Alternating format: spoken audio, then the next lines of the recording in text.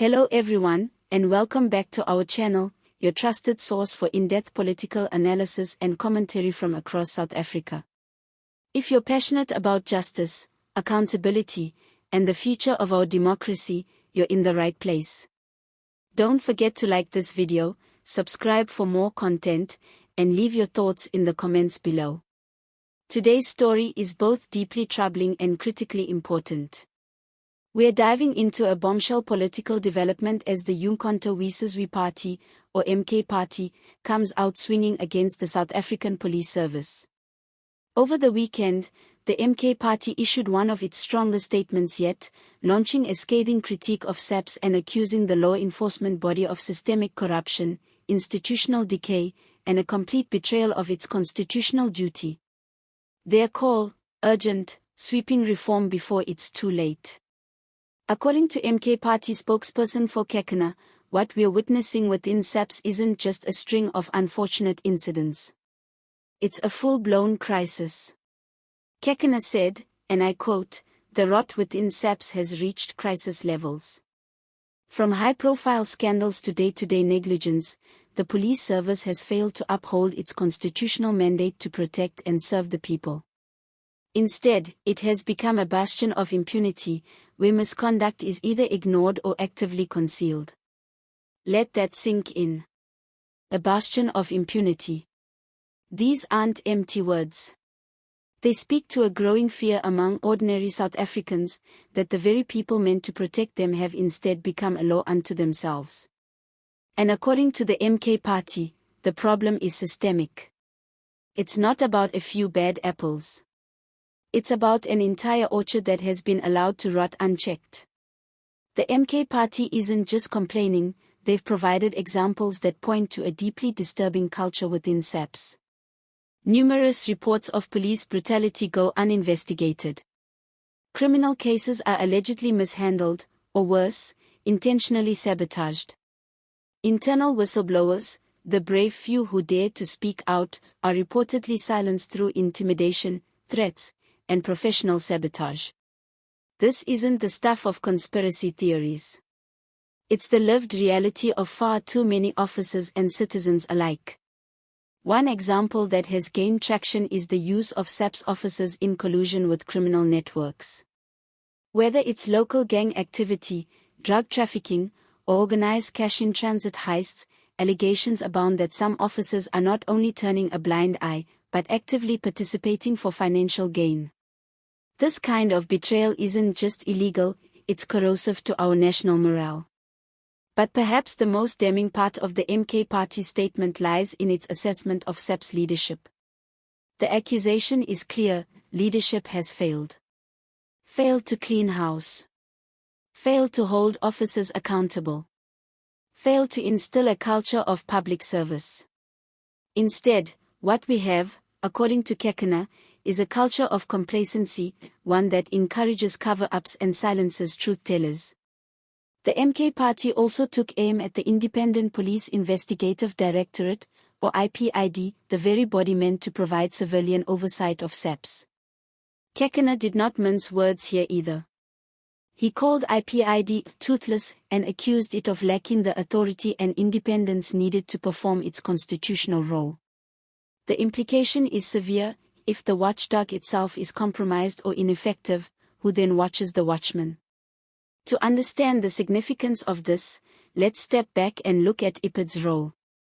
It's meant to be a buffer, a body that can investigate police misconduct without fear or favor. But critics have long pointed out that IPID struggles with budget constraints, political interference, and a lack of prosecutorial teeth. Its reports often end up buried in bureaucracy, with few real consequences for offending officers. The MK party's statement suggests that until this body is restructured and granted real independence, the rot within SAPS will continue unchecked. In its conclusion, the MK party issued a national call to action. And that includes a direct appeal to President Cyril Ramaphosa himself. They want the president to prioritize security sector reform and to establish a full-scale judicial commission of inquiry into SAPS. They argue that nothing short of a full, independent inquiry will expose the depth of corruption and provide a roadmap to restore public confidence. This is a bold demand, especially given the political moment we find ourselves in. South Africa is still reeling from years of state capture, hollowed-out institutions, and public sector decline. Trust in the government is at historic lows. Crime levels are soaring, and people are increasingly taking the law into their own hands because they feel the police are either absent or complicit. In that context, the MK Party's message is not just political, it's moral. Let's not forget, the uMkhonto weSizwe party presents itself as a party of moral renewal, a party of revolutionary accountability. While many still associate them with the legacy of former President Jacob Zuma, whose own legal troubles have made headlines for years, the party is trying to pivot into a new role. One that challenges the very institutions it claims have been captured by decay. Now, of course, critics of the MK party might say this is a political stunt. That they are trying to gain headlines by capitalizing on public anger towards SAPS. But even if that's the case, does it make their allegations any less valid? At what point do we stop dismissing whistleblowers and start actually listening to what they're saying? And let's be honest, the timing of this critique couldn't be more relevant. Communities across South Africa are living in fear.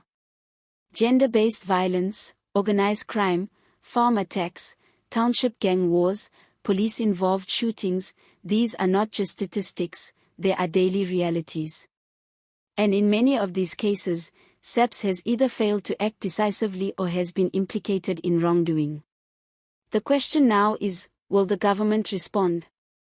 President Ramaphosa has often spoken about the need for a professional, accountable police force. He's promised reforms, restructuring, and capacity building. But as the MK party makes clear, words are no longer enough. South Africans want action, real, visible action. So where does this leave us? The MK party's statement should not be dismissed lightly. It taps into a deep undercurrent of public frustration and growing mistrust in law enforcement institutions. Whether you support the MK party politically or not, their critique resonates because it speaks to something we all see and feel, a sense that the rule of law is slipping away, and those charged with upholding it are increasingly part of the problem. If the government is serious about restoring faith in the SAPS, it must move beyond promises and into the realm of real accountability. That means confronting corruption, protecting whistleblowers, reforming oversight bodies like IPID, and ensuring that leadership within the SAPS is both competent and clean. This is not just about politics. It's about the safety, dignity, and human rights of every South African. Thank you for watching. If you found this analysis informative, make sure to like the video, subscribe to our channel, and drop your thoughts in the comments section. Do you believe SAPS can be reformed? Should a judicial commission of inquiry be launched? We want to hear from you. See you next time.